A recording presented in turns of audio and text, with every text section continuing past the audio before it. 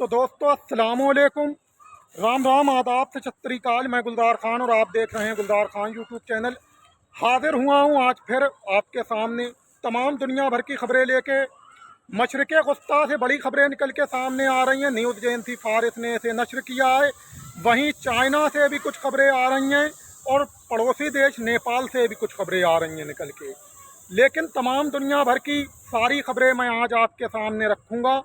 फ़िलहाल शुरू करते हैं हम मशरिक़े वस्ता से, यानी कि ईरान से।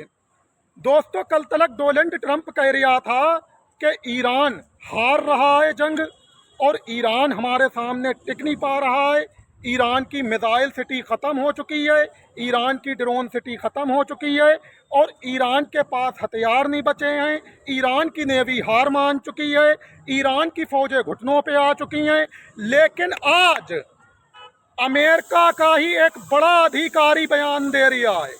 अमेरिका का ही नेवल ऑफिसर कह रहा है, भाई साहब हम एक फ्रंट पे लड़ पाएंगे, चारों तरफ नहीं लड़ पाएंगे।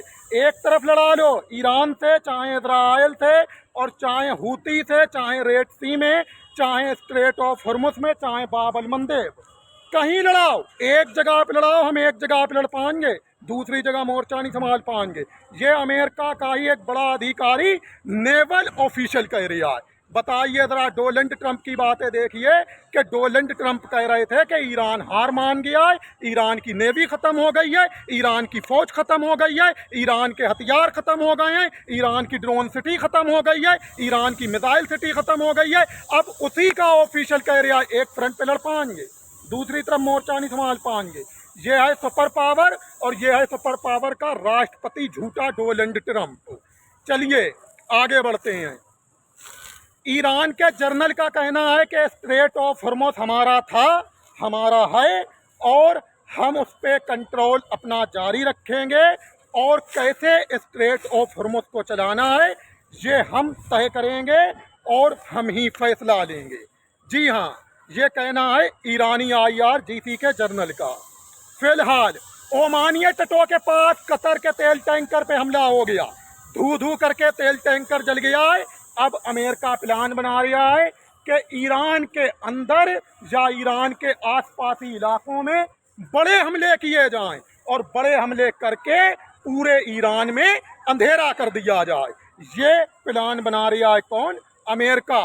अब इससे कोई ये पूछे कि भाई साहब जब तुम बड़े हमले ईरान पे करोगे और ईरान में अंधेरा होगा तो फिर ईरान की मिसाइलें तुम्हारे पिछवाड़े तक में उजेला करेंगी।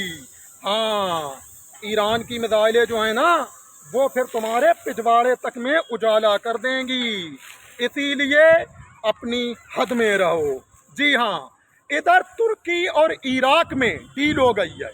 तुर्की और इराक ने अंदर ही अंदर डील कर ली है और कहा है कि भाई साहब हम पाइपलाइन बिछाएंगे जिससे कि हमें समुद्री किसी रास्ते की ज़रूरत ना पड़े और हमें तेल आसानी से हासिल होता रहे। जी हाँ, ये डील हुई है तुर्की और इराक में। फिलहाल और आगे बढ़ते हैं तो आपको बताया था ना, मैंने पहले ही कहा था कि जो 2 हफ्तों का सीज फायर हुआ था अमेरिका और ईरान के बीच, अब ये नहीं है पता कि वो 2 हफ्तों का हुआ था कि 40 दिन का हुआ था कि 20 दिन का हुआ था, कितने का हुआ था ये नहीं है पता, फिलहाल क्लियर नहीं है। लेकिन हाँ, ईरान और अमेरिका के बीच सीज फायर हो गया था और सीज फायर होने के बाद मैंने पहले ही कहा था डोनाल्ड ट्रंप से कि देख, अगर इस बार तूने ईरान पे हमला किया तो ईरान बहुत बुरा मारेगा और भयंकर मारेगा और बड़े हमले करेगा, क्योंकि ईरान कहीं पे से भी कमज़ोर नहीं है। जी हाँ, होता यह है कि डोनाल्ड ट्रंप सीज फायर तोड़ता है और सीज फायर तोड़ने के बाद ईरान पे अटैक कर देता है। जवाबी पलटवार जो ईरान करता है ना, तो भाई साहब कुछ पूछिए नहीं क्या हाल होते हैं। जवाबी पलटवार में ईरान इतने इतने बड़े हमले करता है। इजराइल में रिपोर्टें छपी हैं, इजराइल की रिपोर्टें बताती हैं, इजराइल की मीडिया की रिपोर्टें कह रही हैं कि भाई साहब ईरान ने जवाबी हमले इतने इतने बड़े और भयंकर हमले करे हैं कि उसके सामने जंग के मैदान में लड़ पाना तो दूर की बात है, फौजों का टिक पाना मुश्किल हो गया था। फौजें सुपर पावर की और इजराइल की मैदान छोड़ छोड़ के भाग रही थी। जी हाँ, शोक में चले गए थे, शोक में। अमेरिकन ऑफिशियल हमले देख देख के शोक में चले गए थे। इसके बाद क्या होता है कि अमेरिका का ही एक ऑफिशियल डोनाल्ड ट्रंप के पास फोन कॉल करता है, हेलो भाई, थोड़ा ध्यान दीजिए, ज़्यादा जंग को मत बढ़ाइए, ईरान जो है बहुत बड़े हमले कर रही है, जंग लड़ पाना तो दूर की बात है, इसके सामने मैदान में टिक पाना भी मुश्किल हो गया है। ज़रा सोचिए और समझिए कि 1979 से आर्थिक प्रतिबंधों में जकड़ा हुआ ईरान, पूरी तरह से आर्थिक प्रतिबंधों में जकड़ा हुआ, इकोनॉमिक की कमर टूटी हुई, हर तरफ से व्यापार बंद, फिर भी ईरान ने ऐसे बड़े हमले किए कि सुपर पावर को सांस लेना मुश्किल कर दिया। जी हाँ, ये है भाई साहब आज का ईरान, एडवांस ईरान है।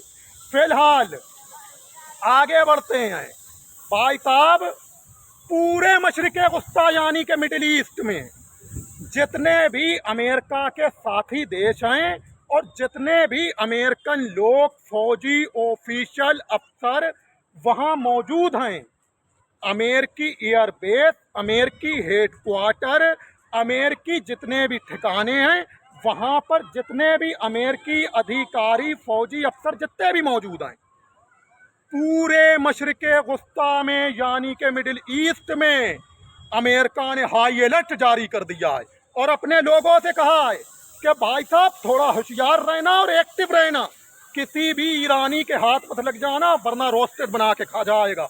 जरा ईरान का खौफ तो देखिए, सुपर पावर डोनाल्ड ट्रंप के दिल में खौफ तो देखिए ईरान का। कह रहा है होशियार रहना और बच के रहना ईरानी से वरना रोस्टेड बना के खा जाएगा। ये कहना है किसका? डोनाल्ड ट्रंप, सुपर पावर का कहना है। जी हाँ, ईरानी पार्लियामेंट के स्पीकर मोहम्मद इस्माइल बाघेरी ने कहा है कि हम जंग जीत चुके हैं। जी हाँ, ये ऐलान कौन कर रहा है? ये ऐलान कर रहे हैं ईरानी पार्लियामेंट के स्पीकर मोहम्मद इस्माइल बाघेरी।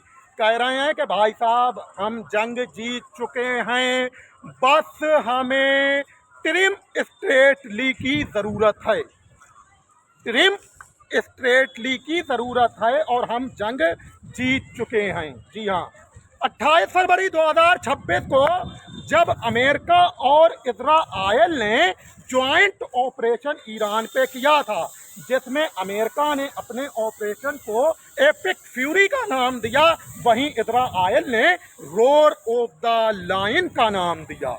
जी हाँ, रोर ऑफ द लायन और एपिक फ्यूरी जब 28 फरवरी 2026 को ज्वाइंट ऑपरेशन अमेरिका और इजराइल की तरफ से ईरान पे किया गया, उसके कुछ ही घंटों के बाद हमारे साउथ एशिया के एक बड़े यूट्यूबर हैं जिनका नाम है रज़ाग्राफी। रज़ाग्राफी को सुना होगा आपने। उन्होंने ट्वीट किया और ट्वीट करके कहा, भाई साहब ईरान के जो रहबरे मुअज़्ज़म सैयद अली आयतुल्लाह ख़ोमैनी साहब थे वो ज्वाइंट ऑपरेशन में शहीद हो चुके हैं। जैसे ही उन्होंने ये बात कही और इस खबर को ट्वीट किया, तमाम लोगों ने गालियां बकना शुरू कर दी, निरी गालियां बकी, रज़ाग्राफी को निरी गालियां बकी। और एक है शिया समुदाय, शिया समुदाय जो है उसने खूब गाली बकी, जी भर के गाली बकी। रज़ाग्राफी भाई ने क्या कहा ट्वीट करके, थोड़ा ठहरिए ठहरिए भाई ठहरिए, अभी ईरान भी एक्सेप्ट करेगा।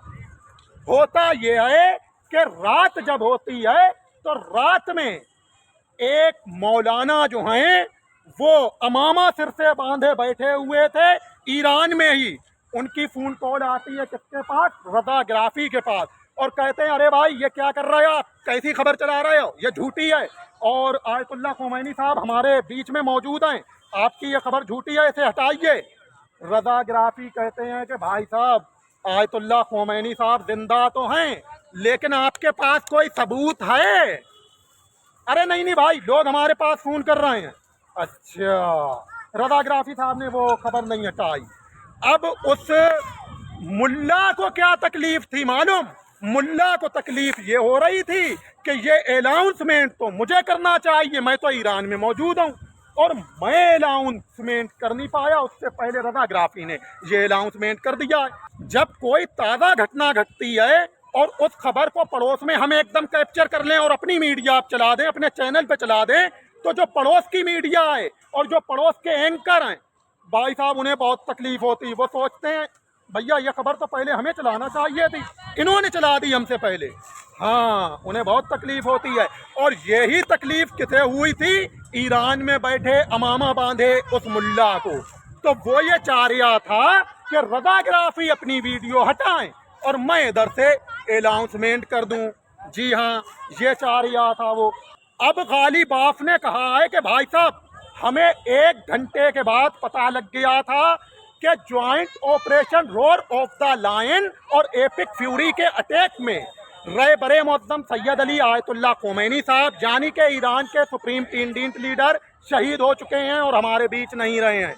ये कौन कह रहा है? गालिब बाफ कह रहे हैं कि हमें 1 घंटे बाद पता लग गया था और हमने ईरान के कौमी इस्लामी सिक्योरिटी काउंसिल के सेक्रेटरी अली लारिजानी से बात की थी और कहा था कि कल तुम सड़क पे उतरोगे और पूरी ईरान के लोग तुम्हारे साथ प्रदर्शन करेंगे। किसने कहा? गालिब बाफ ने कहा है। वहीं ईरानी पार्लियामेंट के स्पीकर मोहम्मद इस्माइल बाघेरी ने भी अब इस बात का ऐलान कर दिया है। ठीक है, रज़ाग्राफी तो इस बात को पहले ही कह चुके थे, रज़ाग्राफी इस बात को कह चुके थे। चलिए अब आगे बढ़ते हैं। ईरान ने कुवैत पे ड्रोन लॉन्च कर दिए हैं। ईरान ने कुवैत पे ड्रोन लॉन्च किए, जिन ड्रोनों को कुवैत ने रोका, और कुवैत ने जब रोका तो फिर इसकी परसों निंदा की है। किसने? कॉरपोरेशन काउंसिल ने। कॉरपोरेशन काउंसिल ने इसकी निंदा की है परसों। ईरान के विदेश मंत्री अब्बास रागची ने कहा है कि भाई साहब, हम ओमान के साथ स्ट्रेट ऑफ हॉर्मुज़ को लेकर बातचीत कर रहे हैं, लेकिन किसी तीसरे की हमें दखल बिल्कुल पसंद नहीं है। तीसरा बोला तो क्या? अमेरिका को बोला है, यानी कि अमेरिका की दखल हमें बिल्कुल पसंद नहीं है और हम इसे बर्दाश्त भी नहीं करेंगे। ये भी कहा है ईरानी विदेश मंत्री अब्बास अरागची साहब ने। ईरान के जर्नल ने कहा है कि भाई साहब, दुश्मन की तैयारियों को देखते हुए हमने अपने नए ड्रोन सुरंग से बाहर निकाल दिए हैं और एडवांस ड्रोनों को हमने तैनात कर दिया है। दुश्मन की तैयारियों को देखते हुए, दुश्मन बोले तो क्या? अमेरिका को बोले हैं। और ड्रोन निकाल के जो तैनात किए हैं, ये सीधा अमेरिका को संदेश दिया है कि भाई साहब, अपनी हद में रहना, अगर हमला हुआ तो फिर मारेंगे और इतना मारेंगे कि पूरी दुनिया तुम्हारी मार का तमाशा देखेगी। जी हाँ, ये कहना चाहता है ईरानी जर्नल। फिलहाल आपको बता दें, PKK के लड़ाकों को ईरान की IRGC ने इतना मारा कि PKK के अब लड़ाके जो हैं वो इराक और ईरान की सरहद पे, बॉर्डर पे खंदक खोद रहे हैं।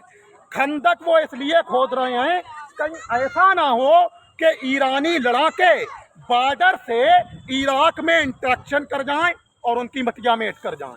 इस डर में अब PKK के लड़ाके खंदक खोद रहे हैं। तो अब आपको बता दूं आगे कि इराक में मौजूद एक तेल रिफाइनरी पे हमला हुआ है और तेल रिफाइनरी हमले के बाद धू धू करके जलती हुई नजर आई है, लेकिन ये पता ही नहीं लगा कि भाई साहब तेल रिफाइनरी पे हमला कर कौन गया, ये पता ही नहीं है।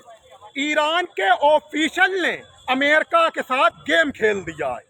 ईरान के ऑफिशियल ने गेम खेल दिया है और उसने कहा है कि भाई साहब, सऊदी अरब, UAE, कतर, बहरीन और ओमान हमारे टारगेट पे है और इन पे हमारे हमले जारी रहेंगे। इनमें मौजूद अमेरिकी ठिकानों से और अमेरिकी एयरबेसों से सिविलियन दूर रहें भाई, सिविलियन दूर रहें, वरना इनके ठिकानों पे हमारे ड्रोन और मिसाइलें गरजेंगी, ईरान ने कहा। फिलहाल अमेरिका जो है ईरान के अंदर उसके पावर हाउसों को निशाना बनाना चाह रहा है। पावर हाउसों को टारगेट करने का एक ब्लूप्रिंट और खाका तैयार कर रहा है कि ईरान के पावर हाउसों पे अटैक किया जाए। लेकिन अब इस जाहिल से कोई ये पूछे कि भाई साहब, जब तू उसके पावर हाउस पे हमला करेगा तो फिर मशरिक़ वस्ता के अंदर सऊदी अरब, कतर, बहरीन, जॉर्डन और ये यूएई और ओमान, ये जो तेरे दोस्त हैं, इनके पावर हाउस कब बचेंगे? इसी डर में वो हमला कर नहीं रहा है। अमेरिका के ही एक अखबार ने रिपोर्ट छापी है। ये तो सामने आया कि अमेरिका के अखबार ने ही ये रिपोर्ट छाप दी है, लेकिन भाई साहब ये नहीं पता लगा कि वो वाशिंगटन पोस्ट अखबार है, कि न्यूयॉर्क टाइम्स अखबार है, कि थिंक टैंक अखबार है, कि आब नायक अखबार है, कि कौन सा अखबार है अमेरिका का जिसने ये खबर छापी है।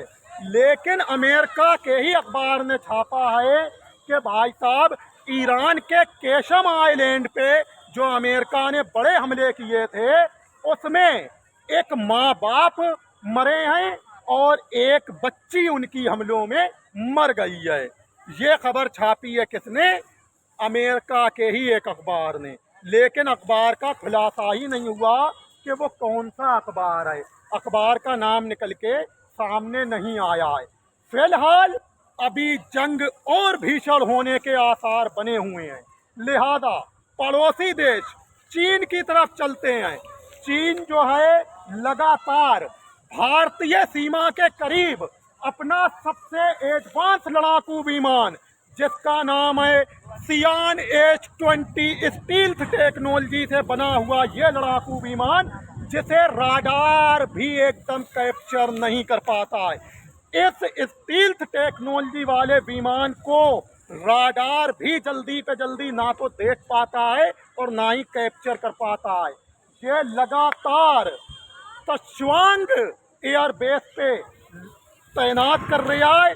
तशांग एयरबेस जो है, ये जो भारत का दौलत बेग गोल्डन एयरबेस है, इसी भारत के दौलत बेग गोल्डन एयरबेस से तशांगुआ एयरबेस चीन का लगभग 247 किलोमीटर दूर है। और ये जो लड़ाकू विमान है चीन का, ये उड़ता है 4000 किलोमीटर प्रति घंटा से, यानी कि अगर वो उड़ान लेगा तो महज 5 मिनट में पहुंच जाएगा। कहाँ?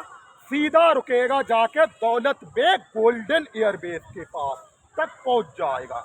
इसी तरह आपको बता दूं कि पूरब में चलते हैं तो पूरब में भी एक एयरबेस है चीन का, दबांग एयरबेस।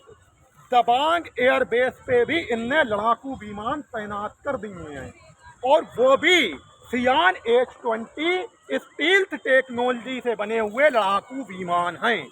क्या ये अब भारत से जंग चाहता है? लेकिन ऐसा कुछ नहीं है, ऐसा कुछ नहीं है। मैं बताता हूँ चीन का इतिहास।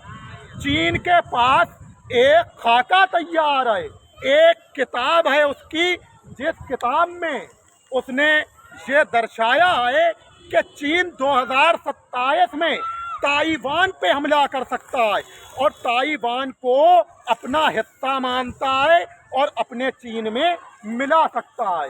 लेकिन 2030 के बाद अरुणाचल को लेकर वह भारत पे हमला कर सकता है और भारत से अरुणाचल प्रदेश को भी छीनने की कोशिश करेगा। इसकी जो बुक है, जो किताब है, जो ब्लूप्रिंट है, जो खाका है चीन का, उसमें 6 जंगें तय हैं और 6 जंगों में जापान भी इसकी उस लिस्ट में शामिल है। मेरा दिमाग कहता है शामिल है जापान भी। फिलहाल जापान से लड़ना इतना आसान भी नहीं है, क्योंकि जापान जो है दुनिया की तीसरी सबसे बड़ी अर्थव्यवस्था है और टेक्नोलॉजी के मामले में भी कहीं आगे है।